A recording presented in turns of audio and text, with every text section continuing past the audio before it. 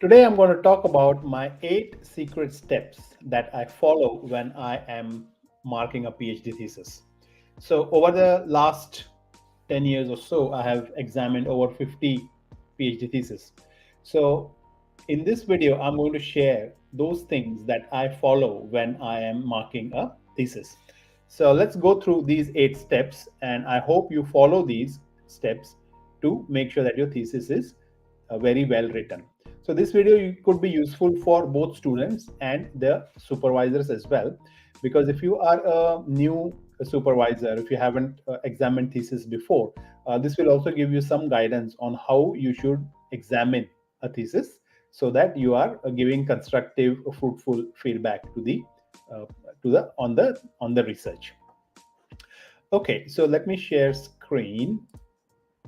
All right. So the first step is I look at the examination criteria, right? So many universities have different criteria that they want us, or a rubric, they call for assessing a thesis. But overall, no matter what rubric or what boxes or forms we have to fill up in the end, we are looking for the originality in your research. What is it that you are adding to the body of knowledge?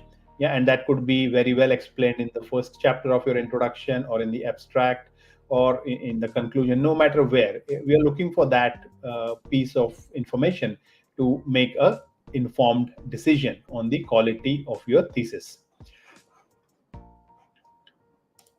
So one thing I look for is I look for new knowledge or understanding of the field of study. So when I'm reading your thesis, do I feel that you have sufficient knowledge about the discipline, about the area where the thesis is being written? Next is, as a student, you should demonstrate a thorough understanding of the field and contextualize its findings within it. So this is one way I have to see that the results that you have got from your research, they actually fit very well within the academic literature. Next, I look at the methodology. So I critically assess the appropriateness and execution of the research methodology. Okay. So you may have mentioned that you have followed a quantitative approach or a qualitative or design science, or whichever methodology you are choosing for your research. You should be able to show that you have executed it properly, because that execution is what we are looking for as examiners. We want to see that your research is done properly to the best of the best research standards, with sufficient and lots of rigor in your research. Next is I evaluate the importance and impact of the research findings. I have mentioned earlier in some of my other videos that figuring out what problem to solve is more important than solving the problem. Because if you're solving a right problem, it will be very impactful. But if you're solving a weak problem, it may not add too much value to the work that you are doing, or what you have done. So this is what I mean to say significance of findings, where I assess the how good your problem is and how good your findings are. Next, I look at the clarity of writing, the logical structuring of the arguments, the professional presentation of your thesis. In a sense, when I look at a thesis, does it look really polished? Does it look very well done? Is it fine? Is it gives me a very good feeling when I read it? These are some intangible cues which we see when we are reading a thesis or examining a thesis. And remember, from an examiner's point of view, we have to read maybe multiple theses, right, in a year, and it takes a fair bit of time to examine a thesis correctly and provide a constructive feedback, identify any mistakes that you have done in the thesis, and so on and so forth. So the amount of effort that we are putting into examine your thesis, make sure that you are putting equivalent or more effort in making it ready for examination. Don't be in a rush and send a half-baked thesis for examination, because we have seen or marked so many theses that we know when a thesis is done in a rush and when it is done with proper care. So when I begin the reviewing of your thesis, I initially do a quick glance. I read the thesis, make initial judgments about the quality and significance of research, and this is where I first read the abstract, introduction, and the conclusion. This is my initial reading. Yeah. So this initial reading kind of gives me a sense of whether this thesis is what is the quality of the work. I mean, by these, after reviewing so many theses, I get a fairly good idea by reading these three chapters, or these two chapters and the abstract, on how or where I will position this thesis in terms of its assessment. Yeah, so that is the first step. Next is I write a detailed report addressing the criteria mentioned above. If this is the criteria that is mentioned by the if this is the criteria that has been mentioned by the research by the committee or by the university, I will follow that. The report usually includes recommendations for the outcome of the examination. Yeah. So outcome of the examination could be pass without any changes, or it could be pass with substantial changes, or it could be fail. Could be various. There are 3 or 4 standard outcomes for a PhD thesis examination. The next thing that I do is looking at chapter-wise feedback. So this is where what I do is, as I'm reading your thesis, I will take a screenshot of the relevant section that I'm reading, where I have either found a mistake, or where I want to make a comment, or something that I really like and I want to comment on that bit. So I will take a screenshot, put it in the report, and I will highlight either using, say, Paint or some other image editing software. I will highlight some bits and pieces where there are mistakes, and I'll put that in the report. So it is very clear to the student when they receive the report what exactly I am trying to say.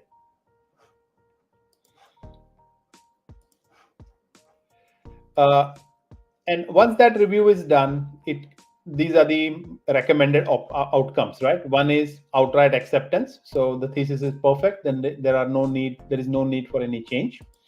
Next is acceptance with minor corrections, acceptance with major revisions, and resubmission for review or rejection. Yeah. So these are the possible outcomes. Now, depending upon some universities or some countries, there is also a process of viva.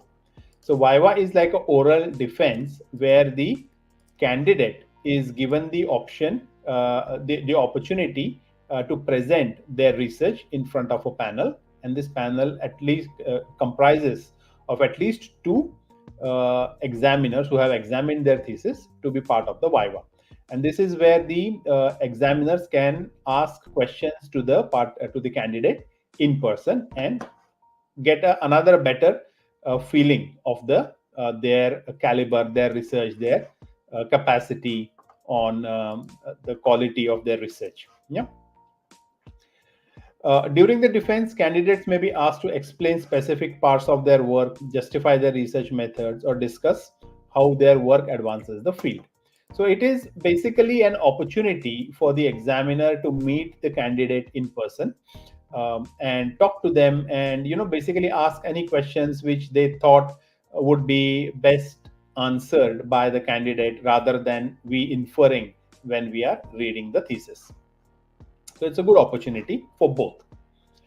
And once the final viva is done, we go through the final evaluation, wherein after the viva is complete, we give our final assessment. So this thing that we mentioned in here,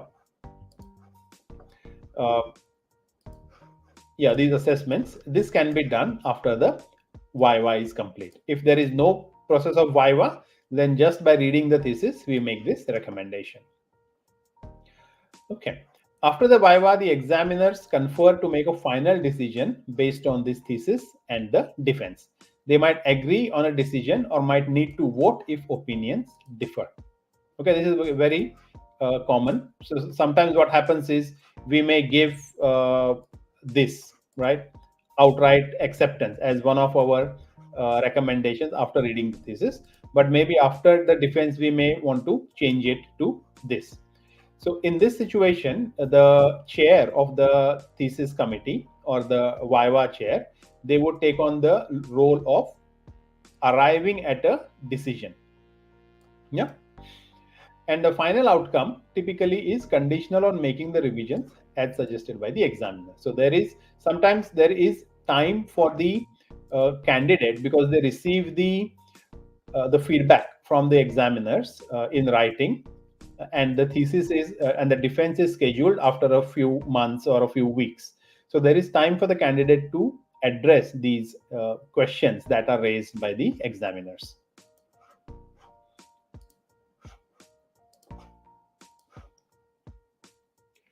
Next, I make a recommendation based on my overall assessment of the thesis, and I ensure that the required corrections are clearly defined and justified by the issues identified in the report. So I've told you that my personal preference is to take screenshots and exactly point where the changes needs to be made. Another thing I try to do is consistency, right? I ensure that my judgment aligns with the standards applied in similar cases, so I can maintain fairness and integrity in my evaluation process. Because what happens is my field is very limited, right? There are very um, few number of experts in the field of blockchain, right? So like last year itself I reviewed 2 or 3 theses in this field from Australian universities. So I have to be basically ensure that my assessment is standard. So although there are some standard rubrics that universities give us when they send us to mark a thesis, I also ensure that I do that, but I also look at my own assessment and rubric to mark the thesis.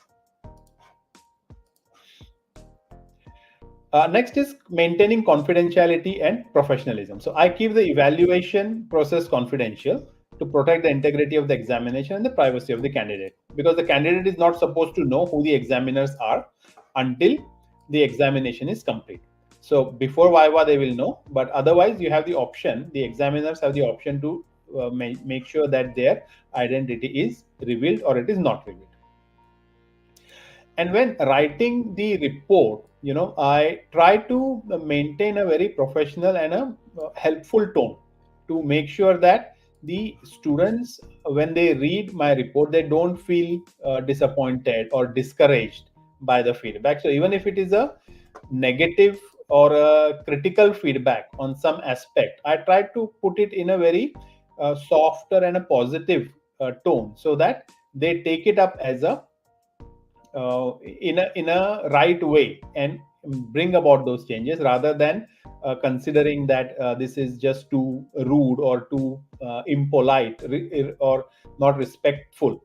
That so that reading the tone of how you write your response to or examination report is very is important. It is not, I cannot say that for everyone that everyone should be quiet and polite.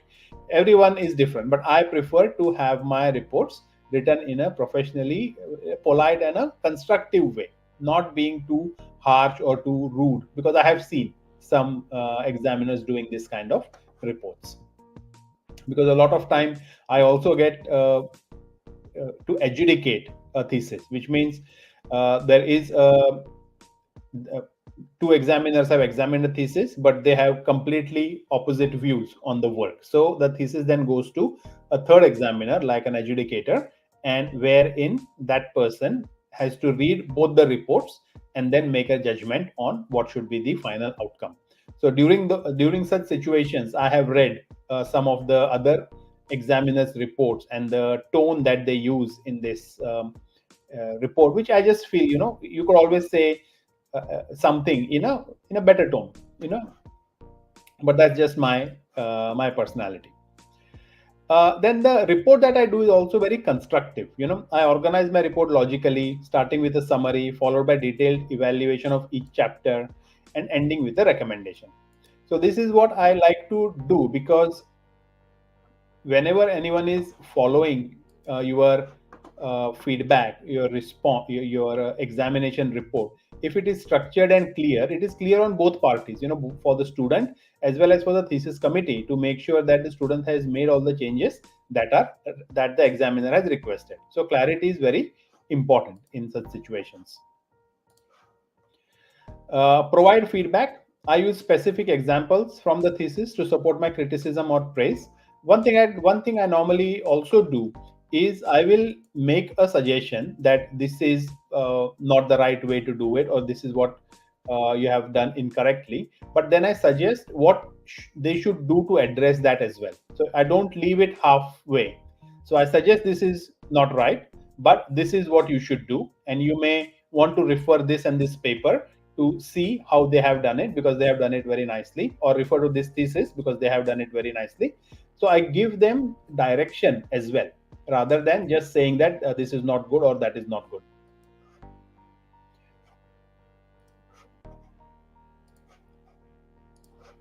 Next is balancing criticism with positivity. So I mentioned this already, that wherever possible, I highlight the strengths of the work as well as the weaknesses.